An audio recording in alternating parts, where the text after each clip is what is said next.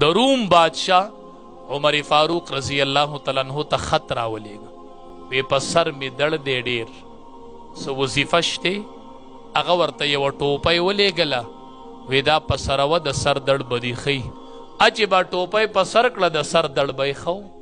ورځې وی دا ټوپۍ ګورمه، چې وی کتله هغه ټوپۍ، نو هغه ټوپۍ کې وی چې څه لیکلي دي، نو چې وی لټوله هغې کې لیکلي و بسم الله الرحمن الرحیم. بسم الله پکې پرته وه چې په سر به یې کېښوده د سر دړ به یې ختم شو. قرآن کې ډېر لوی طاقت دی، خو موږ ته پته نشته. صحابه کرام په لاره روانو، یو لیونی و، خلقو په زنځیرونو کې تړلی و. صحابه و چې ولید وی دا ولې وی دا لیونی دی.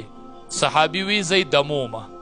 صحابي خوا ته لاړ او سورة الفاتحه یې شروع کړه. تاسو ورته الحمد وایې، هر چا له ورځي که نه، نو هغه شروع کړله.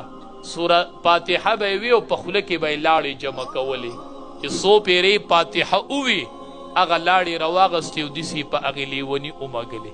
وی پرېږدوئ چې لیوني نه یې زنځیرونه لر کړل، روغ رمټ صرف د سورة الفاتحې په ویلو باندې.